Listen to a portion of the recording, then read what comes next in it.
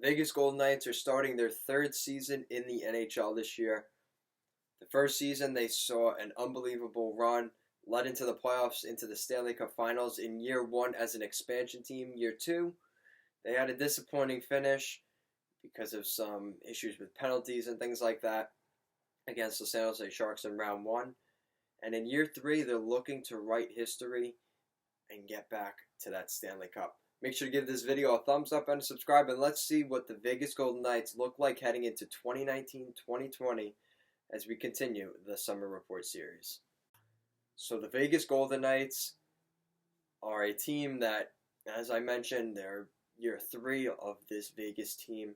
And there's some changes. So since last season, they've moved out a lot of depth in Vegas because the salary cap bug has kind of snapped at the Vegas Golden Knights this summer.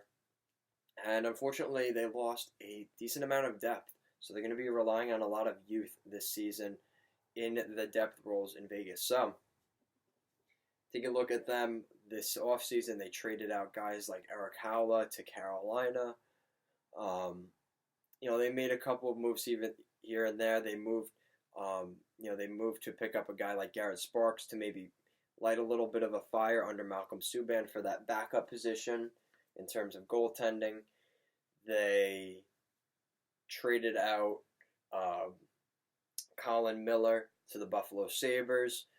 And they also made some, managerial changes. George McPhee kind of stepped to the side, and they have a new manager in town. So, Vegas Golden Knights look like a different team heading into this year, and we will take a look at that. So, Vegas Golden Knights have a little over $1 million left in cap space, more of a cushion to just during the regular season or a midseason trade. God forbid they have to make one. They have a little bit of flexibility, much more than they had. They had nothing. They were actually like $5 or $6 million over the salary cap on July 1st. So they were able to work that out. They had to move some pieces, but they made it work. Free agents for next season include Malcolm Subban in goal, Nick Holden, and John Merrill on the back end. So, again, those are some of your depth defensemen, and a depth in the crease and goaltending with Malcolm Subban. I would expect Vegas, they know this is another. Again, it's like there's a window, but they do have a window here in Vegas, and it's already starting to close a little bit. They added some really good players over the past couple of years. They've added a guy like Mark Stone. They added, they have some guys that they drafted. A guy like Cody Glass will probably see some time this year in Vegas. So let's take a look at the lineup. Let's get right into it. So that first line, you have Jonathan Marchessault, William Karlsson, and Mark Stone. That is one of the best first lines in the NHL. There's going to be some criticism, though, that Marchessault and William Karlsson were one-hit wonders, and they aren't as good as everybody's saying they are. Marchessault moved between Florida and Tampa, and he had good moments on both those teams, but nothing like he's had in Vegas. William Karlsson was a depth piece in Columbus, and look what he's turned into. So what are these guys really going to become? Mark Stone is a great player, and I really wish the Islanders would have got him. If Vegas did not offer up Brandstrom, the Islanders would have gave up Beauvillier for Mark Stone. Then the second line, you have Max Pacioretty, Paul Stastny, and Alex Tuch. I think that's a really solid line. Tuch has been a good addition since they got him in the expansion draft from Minnesota. Paul Stastny is getting older, but I think he's still a good, reliable second-line center.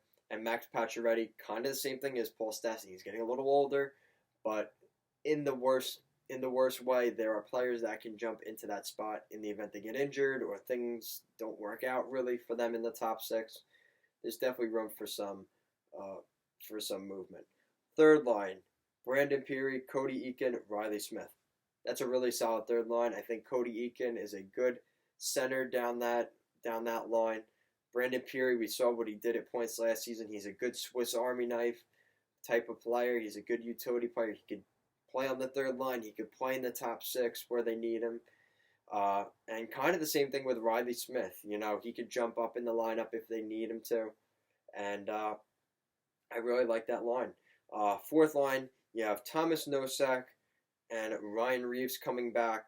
And down the middle, you have the rookie, third overall pick, Cody Glass. Or fifth overall pick, maybe? I don't remember when Vegas got Cody Glass, but somewhere around there in the top five. So Cody Glass may be getting a shot in the NHL this year. I would expect him to make the Golden Knights out of training camp. Thomas Nosek came over from Detroit a couple of years ago. He put up some pretty good numbers with Vegas last year. He's definitely more of a depth player. Ryan Reeves, we know the story with Reeves. He's a good agitator, causes problems and scrums and things like that.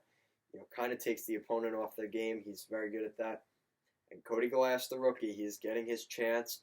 And I'm really excited to see what Cody Glass looks like. I'm going to be watching Vegas this season, specifically early on, to look at a guy like Cody Glass and see what this kid is really made of.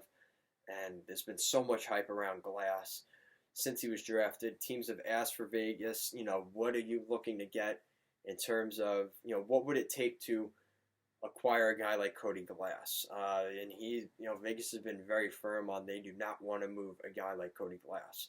So, let's take a look at the defense. This is where things get a little bit interesting. So you have Braden McNabb and Nate Schmidt on that top pair. I think that's a really good pair, and I think I like that pair. I think it's not anything special or super great, but it's okay. Again, like these six defensemen are interchangeable. I think you could see, the third pairing guy jump to the first pairing. It's kind of interchangeable. The second pairing, you got John Merrill and Shea Theodore. I think Theodore is a great defenseman. He is one exception. I think he is their best defenseman. I know people may argue maybe Nate Schmidt, but I really like Shea Theodore. He's a really good defenseman. I loved him in Anaheim. Wish he was still with the Ducks, but he's playing really well in Vegas, and I'm happy for him. John Merrill came over from the Devils a couple of years ago. I think Merrill is a pretty good piece. I think he's a better third pairing defenseman, but he could end up being in that role. Third pairing, you got Derek Englund, the Vegas native, coming back for another season, so that's a good story. And the rookie Jimmy Schultz, there's been some talk about this kid. I believe he played in the NCAA last season,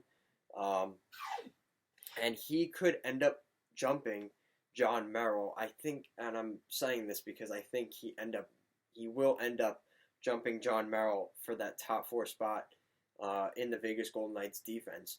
I think you could end up seeing Jimmy Schultz and Shea Theodore being a pair heading into the playoffs in 2020. So we'll have to wait and see what happens, though. Overall, this defense is okay. They definitely lost some pieces. I think losing a guy like Colin Miller was a pretty big loss for the Vegas Golden Knights, but they're looking at young depth, Jimmy Schultz on the back end and Cody Glass up front.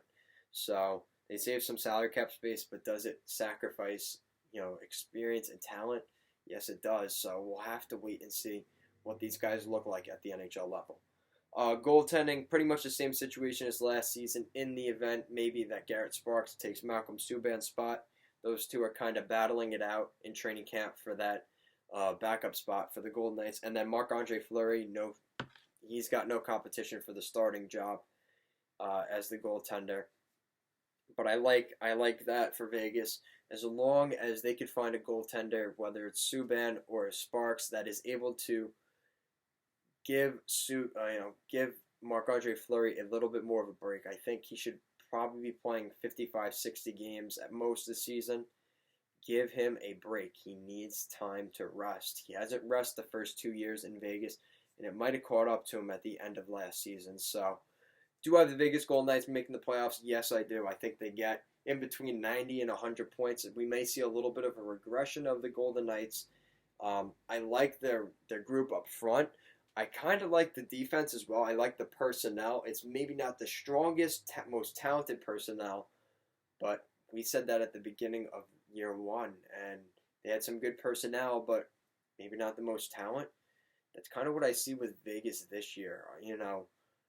Maybe they come in as an underdog again, and they go on a real run. Everybody's talking about Winnipeg and Toronto and Tampa and San Jose, and Vegas can kind of just slide right in there and maybe become a dark horse contender to win that Stanley Cup. So let me know what you guys think in the comments section down below. Where do you think Vegas is going to finish this season? And make sure to give this video a thumbs up and a subscribe. Check out the rest of our Summer Report playlist as we finish things up here. Thank you for watching, and have a good day.